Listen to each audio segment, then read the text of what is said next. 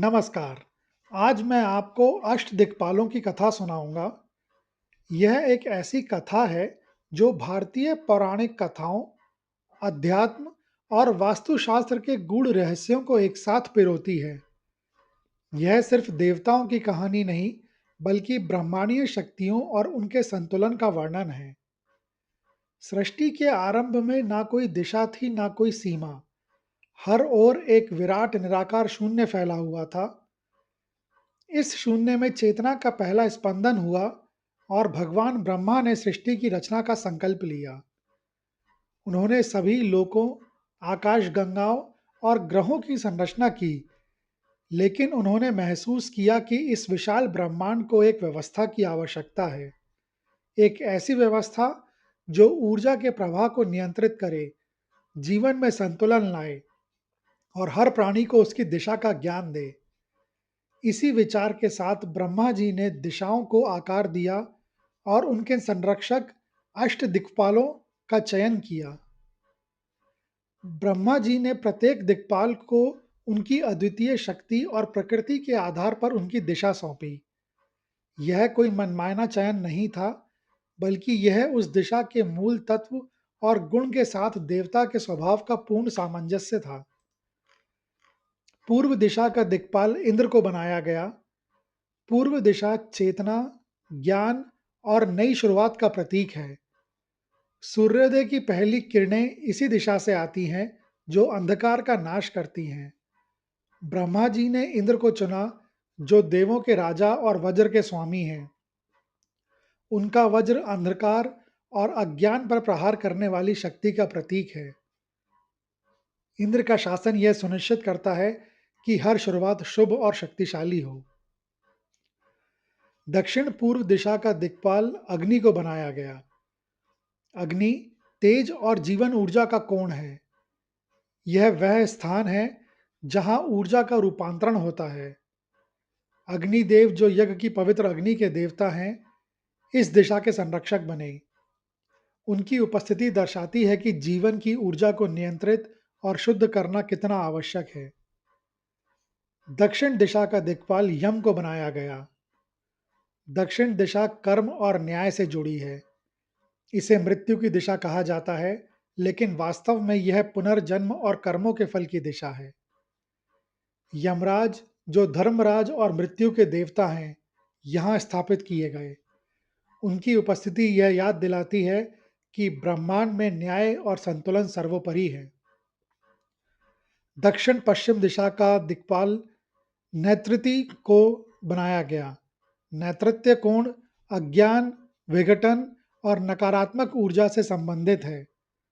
भगवान ब्रह्मा ने इस दिशा के लिए नेतृति को चुना, जो राक्षसी शक्तियों के प्रतीक हैं। उनका कार्य यह सुनिश्चित करना है कि नकारात्मक ऊर्जा यही नियंत्रित रहें और ब्रह्मांड में अराजकता ना फैलाएं।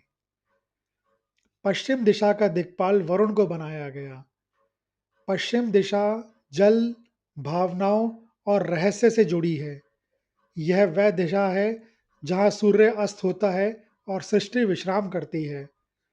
वरुण देव, जो समुद्र के स्वामी और ब्रह्मांडीय नियम के संरक्षक हैं, इस दिशा के स्वामी बने।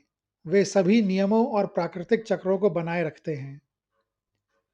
उत्तर पश्चिम दिशा का दिक्पाल वायु को बनाया गया। वायव्य कोण वायु, गति और प्राण का कोण है।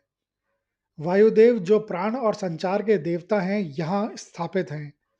वे सुनिश्चित करते हैं कि सभी प्राणियों में जीवन का संचार होता रहे और विश्व की सभी शक्तियों में सामंजस्य बना रहे। उत्तर दिशा का दिक्पाल कुबेर को बनाया गया। उत्तर दिशा समृद्धि, धन और ज्ञान का भंडार है। हिमालय और अलकापुरी इसी दिशा में है। कुबेर, जो यक्षों के राजा और ब्रह्मांड के सभी खजानों के रक्षक हैं, इस दिशा के संरक्षक बने। उनकी उपस्थिति हमें बताती है कि समृद्धि को केवल भौतिक नहीं, बल्कि ज्ञान और आध्यात्मिक रूप में भी देखना चाहिए। उत्तर पूर्व दिशा का दिक्पाल ईशान को बनाया गया। ईशान कोण सबसे पवित्र और आध्यात्मिक दिशा है। यह वह स्थान है जहां ब्रह्मांड की सर्वोच्च ऊर्जाएं मिलती हैं। ईशान जो स्वयं भगवान शिव का एक स्वरूप है, यहाँ स्थापित किए गए। उनका मुख ऊपर की ओर है जो यह दर्शाता है कि यह दिशा केवल भौतिक दिशाओं तक सीमित नहीं, बल्कि आध्यात्मिकता और मुक्ति की ओर भी ले जाती हैं।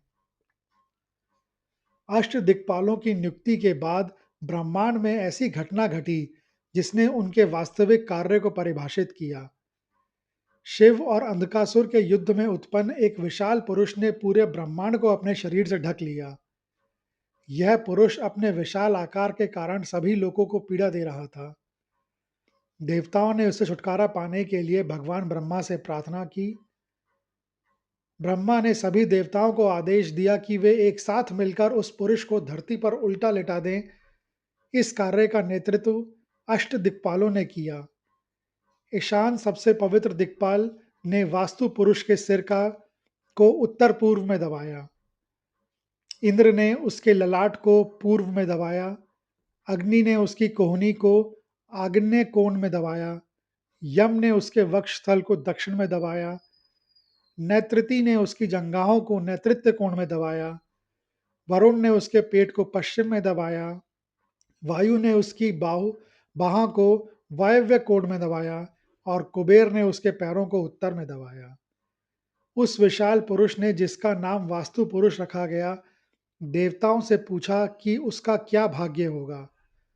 तब ब्रह्मा जी ने उसे वरदान दिया कि वह हर भूमि और हर भवन में वास करेगा। जो भी व्यक्ति इन दिक्पालों और दिशाओं का सम्मान कर वास्तु के नियमों का पालन करेगा, उसे सुख और समृद्धि मिलेगी। इस कथा के बाद अष्ट दिक्पालों का महत्व और भी बढ़ गया। वे न केवल दिशाओं के रक्षक हैं, बल्कि वे वास्तु पुरुष की ऊर्जा को नियंत्रित कर हर स्थान में संतुलन सुनिश्चित करते हैं। यही कारण है कि भारतीय संस्कृति में किसी भी निर्माण से पहले इन दिक्पालों का स्मरण किया जाता है, ताकि वे अपने स्थान की रक्षा करें और उसमें रहने वालों को सुख, शांति और समृद्धि प्रदान करें। यह कहानी सुनने के लिए धन्यवाद। अगर आपको यह कहानी अच्छी लगी हो, तो कृपया इस वीडियो को ज़्यादा से ज़्यादा लोगों के साथ शेयर करें, लाइक करें और चैनल को सब्सक्राइब करें। कमेंट्स बॉक्स में लिखें, ओम ब्रह्मदेवाय नमः।